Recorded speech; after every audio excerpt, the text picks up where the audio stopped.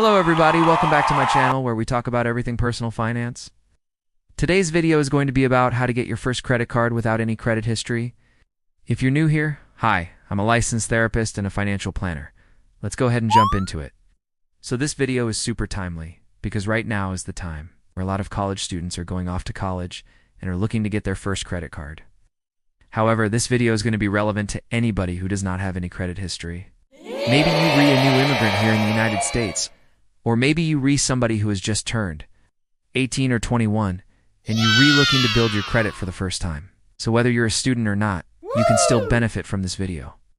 There are some caveats though.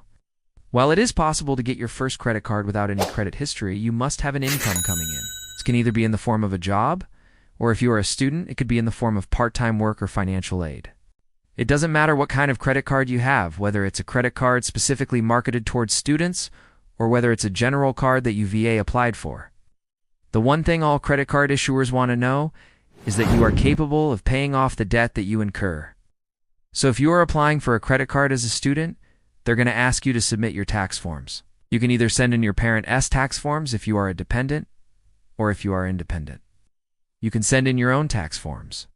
Alright, so let's go ahead and dive into the topic at hand. How to get your first credit card without a credit history.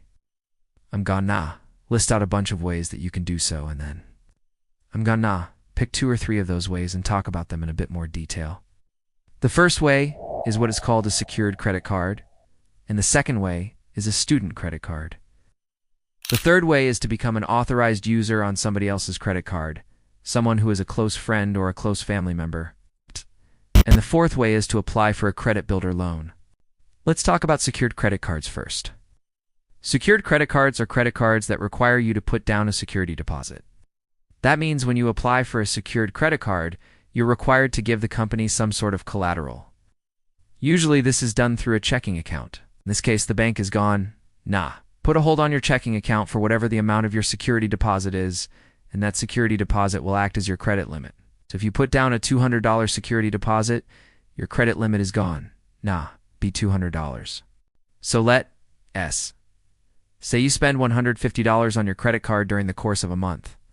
Then at the end of the month you re-gone, nah, be billed for $150, and you re-gone, nah, have $50 remaining available to you on your card until you spend it.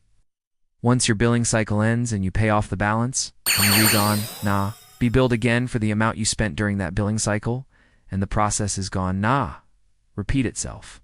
An advantage to secured credit cards is that, since they are backed by a security deposit, the bank is taking on very little risk by giving you the card, so they are more likely to approve you. If you don't have a credit history, you are somebody that the bank has not been able to evaluate because there's no data there. So in cases like that, the bank is going to prefer to have a security deposit rather than approving you for an unsecured credit card where they are retaking on more risk. Another cool feature of secured credit cards is that some of them allow you to graduate to an unsecured credit card after you VA had the card for a certain period of time. Or you VA met certain criteria, such as keeping a low credit utilization rate or making on-time payments. So a secured card can be a stepping stone for you to get an unsecured card later on. One of the most popular secured credit cards out there for people trying to build their credit is the Discover It secured card. I personally recommend this card to a lot of my patients because I VA had pretty good luck with it. With the Discover It secured card, you can earn cash back on purchases. This varies based on the category of purchase, and it also varies depending on where you shop. You can earn 2% cash back on gas station purchases for the first dollar, $6,000 in purchases within the first year. You can earn 3% cash back at restaurants, 3% cash back on drugstore purchases, 2% cash back on grocery store purchases, and 1% cash back on all other purchases. Additionally, Discover is really good about reporting to all 3 major credit bureaus, Experian, TransUnion, and Equifax. This is something I recommend you check when you're re-picking a credit card, because not all credit card issuers report to all 3 credit bureaus. The next type of card I recommend for people who are looking to build their credit is the Pedal 2 Visa card. The Pedal 2 Visa card is a credit card that does not require a security deposit. In fact, it's entirely virtual, so you do not even receive a physical card in the mail. Instead, you will have to use the card virtually by adding it to your phone wallet or your computer wallet. Petal uses an algorithm to decide whether or not to approve applicants, and uses alternative data to assess creditworthiness. Instead of focusing on FICO scores or credit history, the Petal card focuses on things like bank account history, income, and spending habits. With the Petal card, you can earn points for purchases which can later be redeemed for cashback or statement credits. The point system works as follows. Every dollar you spend is equal to 1 point. For example, if you spend $100 in a month, you will earn 100 points. Once you accumulate enough points, you can redeem them for a statement credit or cashback.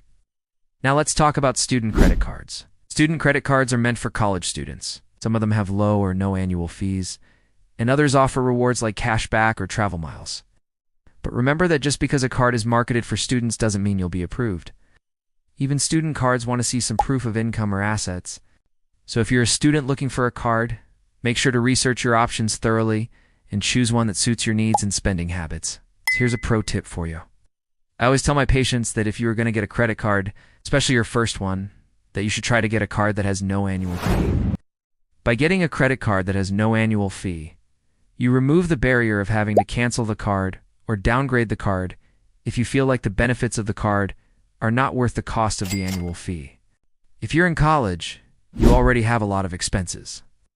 Why add another expense of an annual fee to your credit card? And the last method I'd like to share with you for getting your first credit card is becoming an authorized user on somebody else's account. As an authorized user, you won't have your own credit limit or make your own charges, but you will be listed on the account, and the person whose name is on the account is referred to as the primary cardholder. The primary cardholder's credit history and behavior will impact your credit report. That means if the primary cardholder has a good score and makes on-time payments, that will boost your score. On the other hand, if they have a bad score or miss payments, that will hurt your score. And by the way, you can become an authorized user on a credit card without even having to use the card. Being listed as an authorized user on a credit card can be a great way to improve your credit, but it is important to only do it if you trust the primary cardholder to use the card responsibly. You definitely do not want to be added to somebody's account who is going to abuse their credit card and not make their payments on time. So those were the 4 methods I wanted to talk to you guys about today. Those are the 4 main ways that you can get your first credit card. And if you have any questions about this, please leave them in the comment section below. I do read all the comments and I will try to respond to you guys as best as I can. If you found this video helpful, please hit the like button and consider sharing this video with your friends and family. And if you haven't already subscribed, please hit the subscribe button so you get notified the next time I post a video. I post videos about personal finance, credit repair, budgeting, saving, investing, and all that good stuff. Thank you guys so much for watching, and I will see you in the next video.